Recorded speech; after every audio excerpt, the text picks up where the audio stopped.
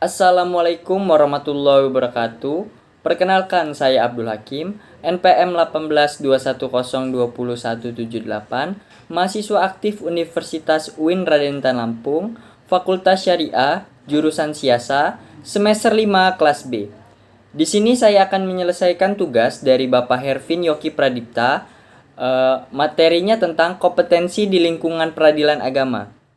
Yang pertama, pengertian. Kata kewenangan biasa diartikan kekuasaan, sering juga disebut kompetensi, atau dalam bahasa Belanda disebut kompetentie.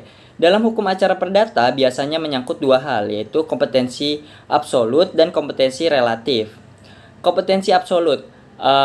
Kompetensi absolut pengadilan agama adalah kekuasaan pengadilan agama yang berhubungan dengan jenis perkara yang menjadi kewenangannya. Pasal 49 Undang-Undang Nomor 3 Tahun 2006 tentang perubahan atas Undang-Undang Nomor 7 Tahun 1989 dan perubahan kedua Undang-Undang Nomor 50 Tahun 2019 tentang Pengadilan Agama serta atas personalitas keislaman menjadi dasar kompetensi absolut pengadilan agama dalam menerima, memeriksa, memutus dan menyelesaikan perkara-perkara. Perkara yang pertama perkawinan, kedua kewarisan, ketiga wasiat, keempat hibah, kelima wakaf, keenam zakat, ketujuh infak, kedelapan sodako, dan yang kesembilan ekonomi syariah. Selain dari yang tersebut di atas, pengadilan agama juga diberi kewenangan 1.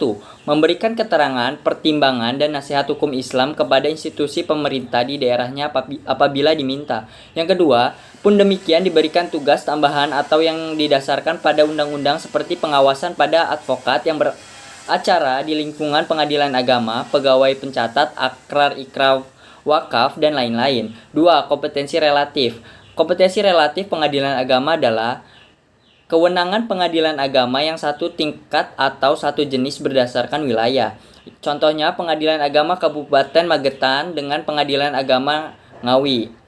Kompetensi relatif yang berlaku pada setiap pengadilan dilihat pada hukum acara yang digunakan. Dalam hal ini, pengadilan agama dalam hukum acaranya adalah hukum acara perdata. Pasal 54 UU Nomor 7 Tahun 1989 tentang Peradilan Agama menerangkan bahwa dalam peradilan agama berlaku hukum acara perdata yang berlaku di peradilan umum.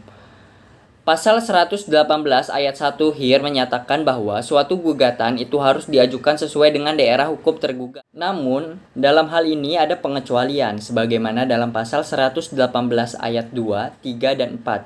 Apabila terdapat dua tergugat, maka gugatan boleh diajukan pada salah satu dari dua daerah yang tergugat berada. Yang kedua, apabila tergugat tidak diketahui, gugatan diajukan pada daerah penggugat. Yang ketiga, apabila gugatan yang diajukan terkait benda tidak bergerak, maka gugatan diajukan di mana letak benda tidak bergerak tersebut berada. Yang ketiga, apabila ada tempat tinggal yang disebutkan dalam suatu akad, maka gugatan diajukan pada tempat yang dipilih dalam akad tersebut. Sekian yang bisa saya sampaikan. Wabillahi taufiq walhidayah. Wassalamualaikum warahmatullahi wabarakatuh.